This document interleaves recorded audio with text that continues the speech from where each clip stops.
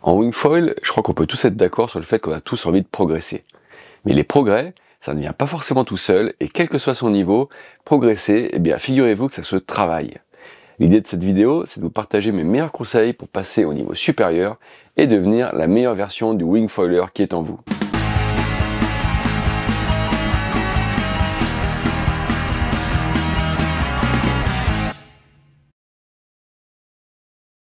Salut les copains et les copines, je vous souhaite la bienvenue avec moi dans cette nouvelle vidéo Water Sport Zone. À l'image des nombreuses vidéos que je vous ai déjà proposées, celle-ci va percer les secrets du soi-disant talent inné de vos potes qui progressent toujours plus vite que vous. Blague à part, je vais vous partager ma méthode pour progresser et devenir la meilleure version de wingfoiler qui est en vous. Alors restez bien jusqu'au bout parce que je vous ai sans doute gardé le meilleur conseil pour la fin. Juste un petit mot pour vous préciser que ce contenu tuto vous est proposé grâce au support de Duotone Foiling dont j'utilise le matériel sur les images et qui a financé cette vidéo. Allez, j'arrête de vous saouler avec la petite pause commerciale et je passe au conseil numéro 1. Donc, le premier conseil super important pour progresser, c'est de ne jamais arrêter de se fixer des objectifs. En fait, les objectifs, c'est ça qui permet d'avancer. Et une fois qu'on n'a plus d'objectifs, on n'essaye plus rien, on fait toujours la même chose et on stagne. Pour autant, les objectifs ne se fixent pas non plus n'importe comment et ils se doivent d'être réalistes. Il faut donc analyser son niveau, ses capacités, ses acquis et se fixer des buts en adéquation avec ce constat. Évidemment, il est crucial d'être en vérité avec soi-même, sinon on part mal. Par ailleurs, les objectifs peuvent ou même doivent aussi être corrélés à des conditions de vent spécifiques ou à un type de matériel.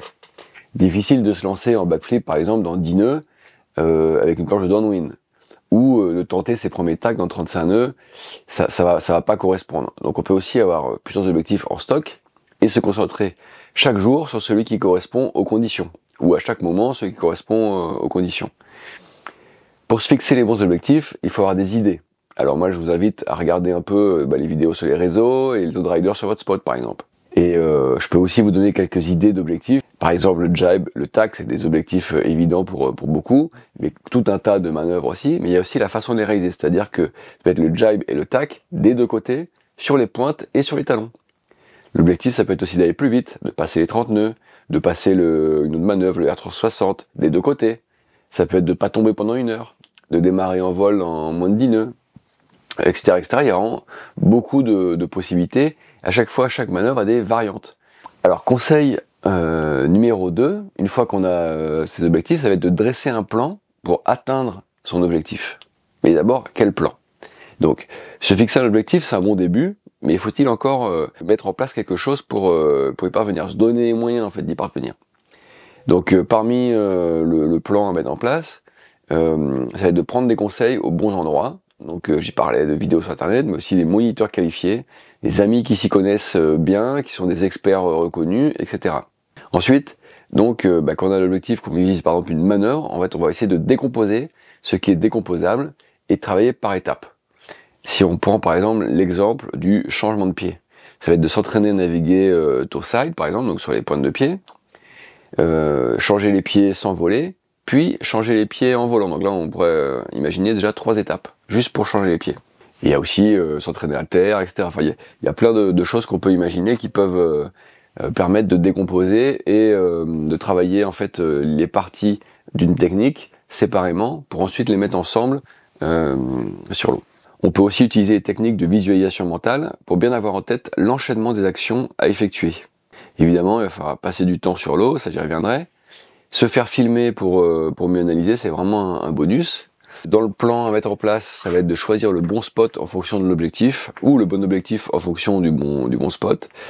Donc, par exemple, si tu veux tenter tes premiers jibes, si tu en as la possibilité, va sur le plan d'eau le plus plat possible, ça va t'aider.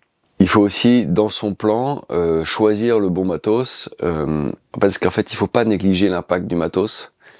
Bon, faut pas se cacher derrière non plus, c'est pas toujours la faute du matos, mais en fait, se poser la question de si on utilise le matos adapté à notre niveau et à notre objectif. Parfois, on a le choix dans notre quiver, et on fait pas gaffe à bien s'adapter.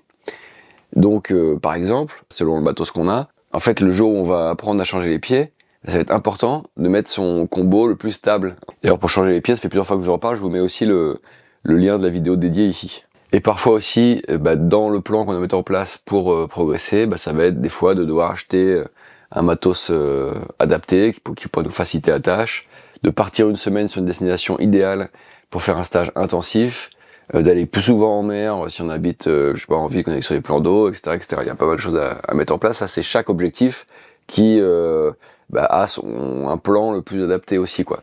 Le conseil numéro 3, ça va être d'avoir la discipline de se tenir au plan, mais de l'adapter si besoin. Il y a toujours un petit tricks. Donc avoir la discipline de tenir le plan, c'est-à-dire qu'il ne faut pas se décourager au premier échec, mais il ne faut pas s'obstiner non plus. Ça recoupe un peu aussi le fait d'avoir plusieurs objectifs et de travailler ce qui correspond le mieux aux conditions, au matos du jour, ou à votre mood du jour, à votre humeur du jour. Conseil numéro 4, va être passer du temps sur l'eau. Je l'ai déjà dit, mais voilà, c'est essayer, échouer, analyser, s'adapter, réessayer, réanalyser, etc. Et c'est ça qui va nous amener à un jour réussir. Et conseil numéro 5, ça va être d'adopter le bon mindset et surtout de croire en soi. Moi, je peux vous dire un truc, ceux qui réussissent ne sont pas toujours les meilleurs sur le papier, ou ceux qui ont à la base le plus d'atouts. Mais parmi tous les prérequis, il y a un atout qui me semble essentiel, c'est de croire qu'on est capable. Ça a un impact considérable sur ce que tu seras en mesure de faire. Si tu ne crois pas en toi, dis-moi qui le fera à ta place. Et je peux te dire aussi un truc, si au fond de toi tu crois pas que tu vas réussir, ou au moins que tu as tes chances, alors tu vas galérer. Donc, crois en toi, c'est plus simple. Si tu as aimé cette vidéo, alors je te recommande la vidéo qui t'est proposée à l'écran. N'hésite pas à glisser ton impression en commentaire ou un conseil qui te touche particulièrement ou que tu voudrais rajouter pour aider la communauté. En attendant, moi je te dis à samedi pour la prochaine vidéo et d'ici là, abonne-toi!